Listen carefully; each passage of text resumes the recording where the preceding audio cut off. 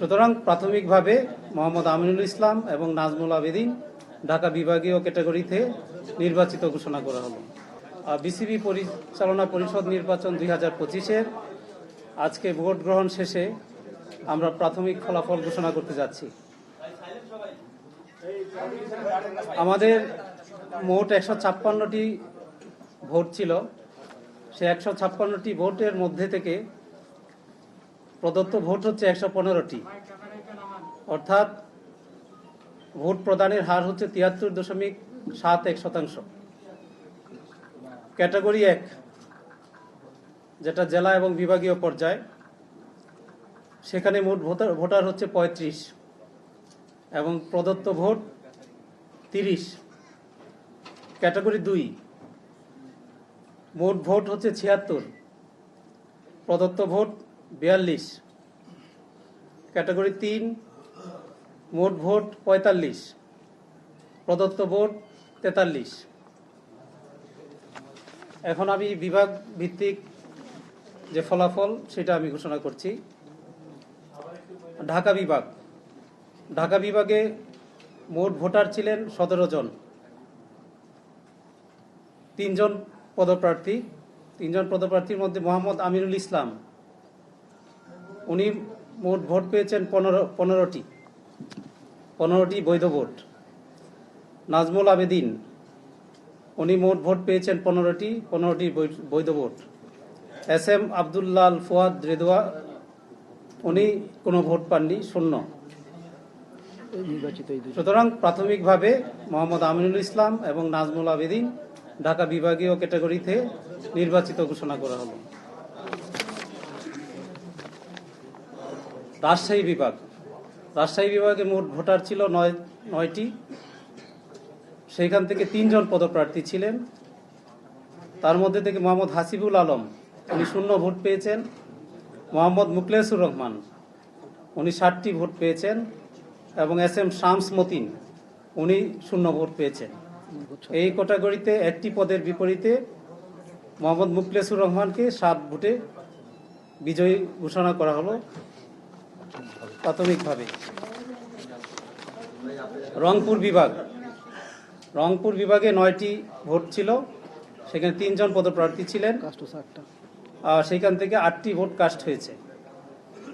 মোহাম্মদ হাসানুজ্জামান, উনি 60টি ভোট পেয়েছেন এবং 60টি বৈধ ভোট। মোহাম্মদ রেহাতুল ইসলাম খোকা, উনি 0 ভোট পেয়েছেন। মোহাম্মদ নূরে শাহাদাত সজন, উনি 1টি ভোট পেয়েছেন, 1টি বৈধ ভোট।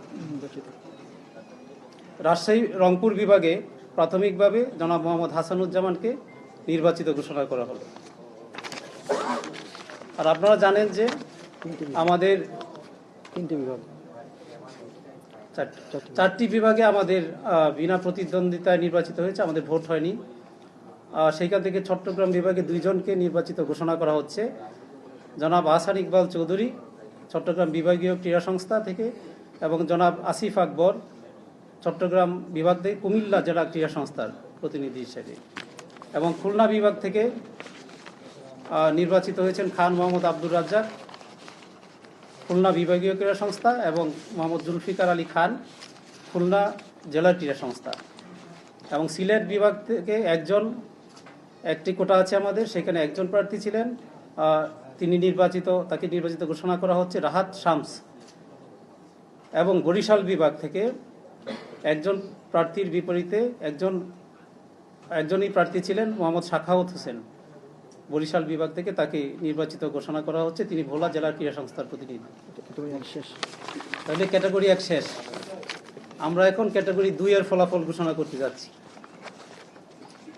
এখানে সবচেয়ে ক্লাব এবং আমাদের ক্লাব যেগুলো আছে, মেট্রোপলিটন ক্লাব এবং অন্যান্য ক্লাবগুলো, সেখানে 76টি ভোট ছিল আমাদের। 76টা ভোটের মধ্যে সর্বোচ্চ 42টি ভোট কাস্ট হয়েছে একজনের জন্য।